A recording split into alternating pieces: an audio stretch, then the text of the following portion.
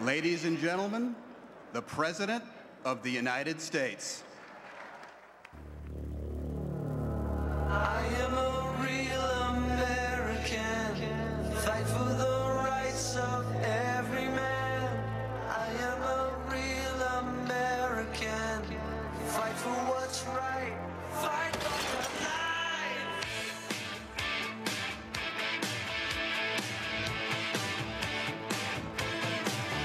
When it comes crashing down and it hurts inside, you gotta take a stand, it don't have to hide. If you hurt my friends, then you hurt my pride. I gotta be a man, I can't let it slide. I am a real American, fight for the rights of every man.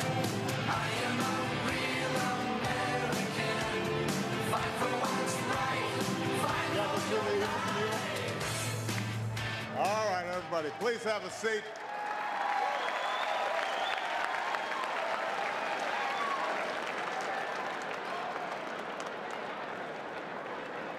My fellow Americans,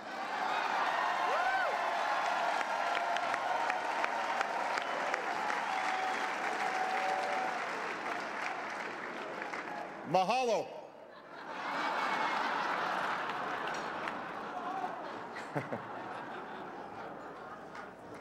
It is wonderful to be here at the White House Correspondents' Dinner. What a week. As some of you heard, the state of Hawaii released my official long-form birth certificate. Hopefully, this puts all doubts to rest. But just in case there are any lingering questions, tonight, I'm prepared to go a step further. Tonight, for the first time, I am releasing my official birth video.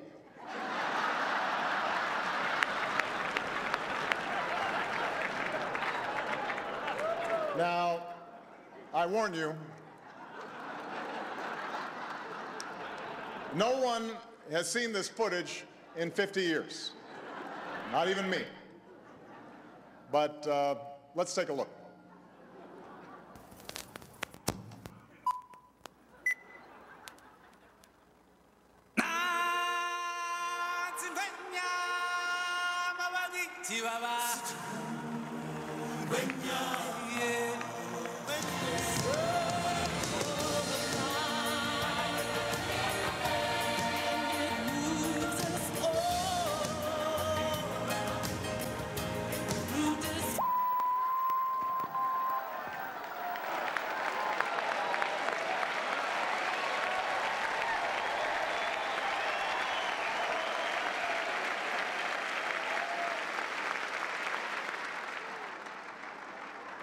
Oh well, back to square one. I want to make clear to the Fox News table, that was a joke. That was not my real birth video. That was a children's cartoon. Call Disney if you don't believe me. They have the original long-form version.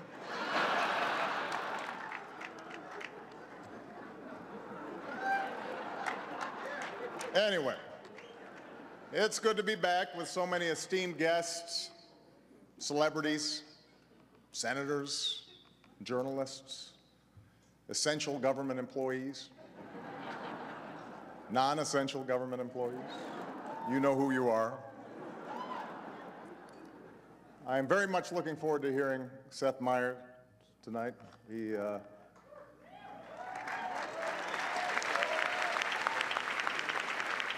young, fresh face who can do no wrong in the eyes of his fans. Seth, enjoy it while it lasts.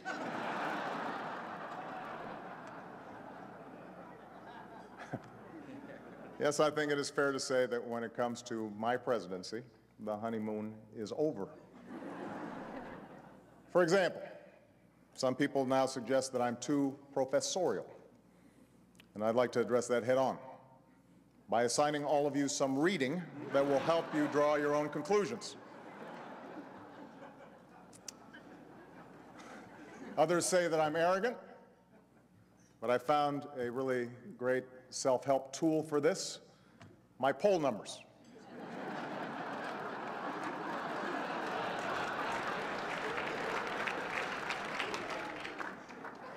I've even let down my key core constituency, movie stars.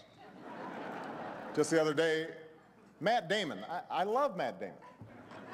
Love the guy. Matt Damon said he was disappointed in my performance.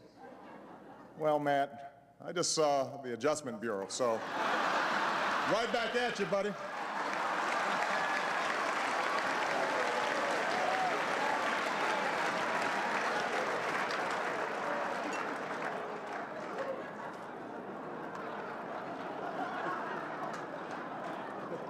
Of course, there's someone who I can always count on for support, my wonderful wife, Michelle.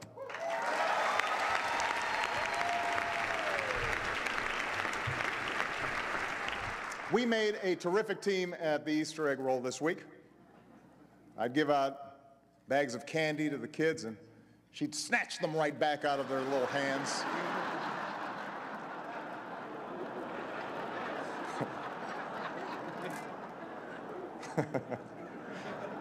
Snatched them. And where's the National Public Radio table? You guys are still here. That's good. I couldn't remember where we landed on that.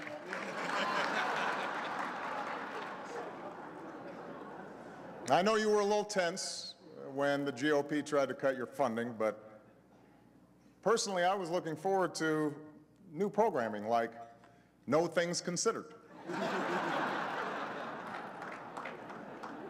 Or Wait, Wait, Don't Fund Me.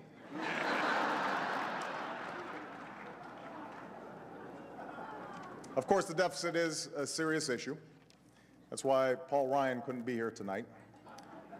His budget has no room for laughter.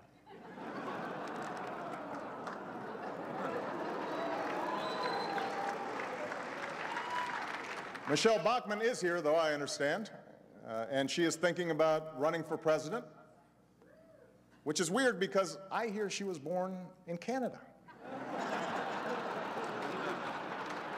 Yes, Michelle, this is how it starts.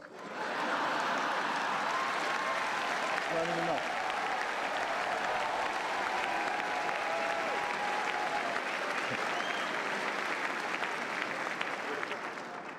Tim Pawlenty. He seems all-American, but if you heard his real middle name, Tim Hosney Pawlenty, what a shame.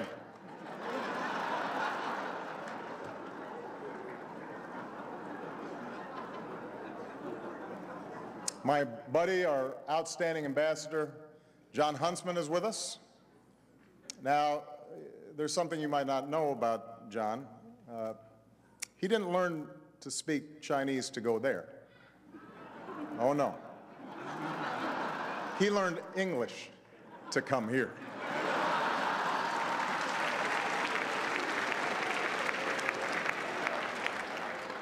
And then there's a vicious rumor floating around that I think could really hurt Mitt Romney. I heard he passed universal health care when he was governor of Massachusetts. Someone should get to the bottom of that. And I know just the guy to do it. Donald Trump is here tonight.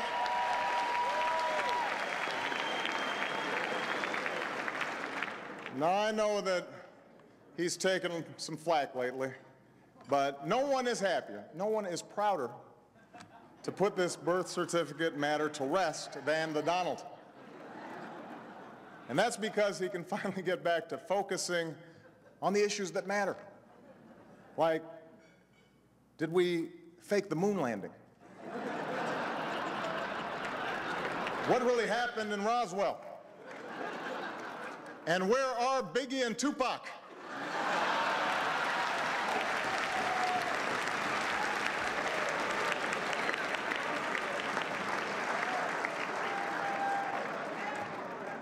All kidding aside, obviously we all know about your credentials and breadth of experience. For example, no, seriously, just recently in an episode of Celebrity Apprentice at the steakhouse, the men's cooking team did not impress the judges from Omaha Steaks. And there was a lot of blame to go around, but you, Mr. Trump, recognized that the real problem was a lack of leadership. And so ultimately you didn't blame Little John or Meatloaf. You fired Gary Busey. And these are the kind of decisions that would keep me up at night.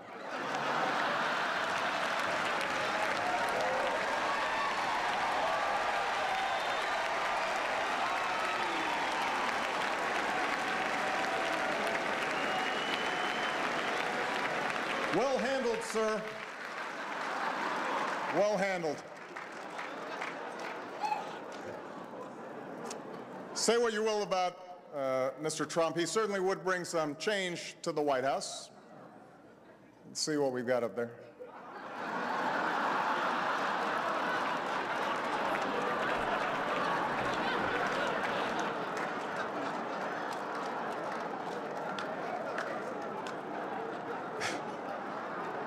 So, yes, this has been quite a year in politics, but also in the movies. Many people, for instance, were inspired by The King's Speech. Wonderful film. Well, some of you may not know this, but there's now a sequel in the works that touches close to home. And because this is a Hollywood crowd, tonight I can offer a sneak peek. So can we show the trailer, please? The following preview was begrudgingly approved for all audiences by the President of the United States. The film advertised has been rated U, unwatchable. The year is 2011, and opposition rises. Congressional Republicans could force the federal government to shut down. And a president must face. Republicans are serious about an amendment that would eliminate funding, this is serious business, for the president's teleprompter. His greatest challenge.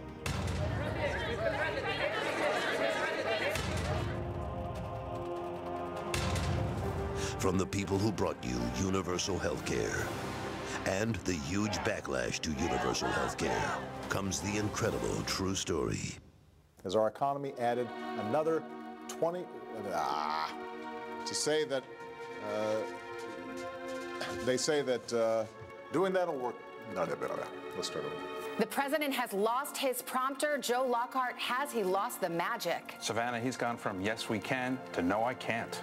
I can't get that. I will also visit Chile. I will also visit Chile. Okay, let's try that again.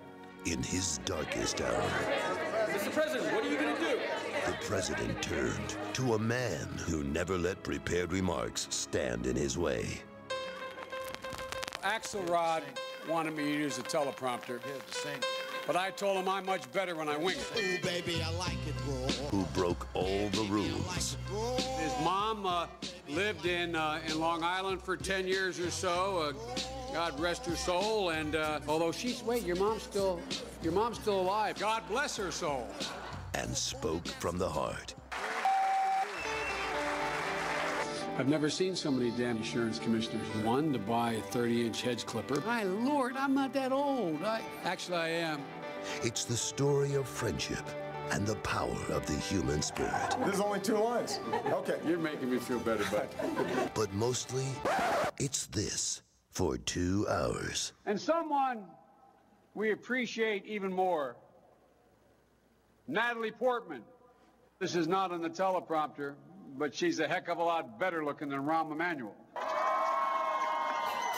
This fiscal year, join two-time Grammy Award winner Barack Obama, This is the coolest weekly address. renowned fruit and vegetable enthusiast Michelle Obama, Hey, look, Sam, there's a carrot. and Amtrak's Passenger of the Year, 3 decades running, Joe Biden. There goes Biden again. As a president loses his teleprompter, but wins the future. The president's speech. My outstanding Vice President Joe Biden is here.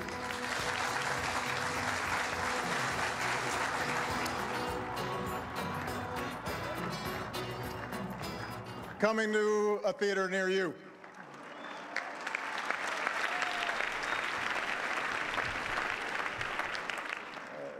Let me close on a serious note. We are having a good time, but as has been true for the last several years, we have incredible young men and women who are serving in uniform overseas in the most extraordinary of circumstances, and we are reminded of their courage and their valor. We also need to remember our neighbors in Alabama and across the South that have been devastated by terrible storms from last week. Michelle and I were down there yesterday, and we spent a lot of time with some of the folks who've been affected. The devastation is unimaginable and is heartbreaking, and it's going to be a long road back. And so we need to keep those Americans in our thoughts and in our prayers, but we also need to stand with them in the hard months and perhaps years to come. I intend to make sure that the federal government does that, and I've got faith that the journalists in this room will do their part for the people who've been affected by this disaster, and by reporting on their progress and letting the rest of America know when they will need more help.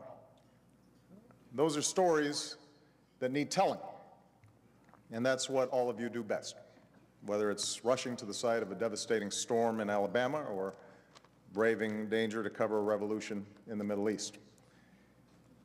You know, in the last months, we've seen journalists threatened, arrested, beaten, attacked, and in some cases even killed, simply for doing their best to bring us the story, to give people a voice, and to hold leaders accountable.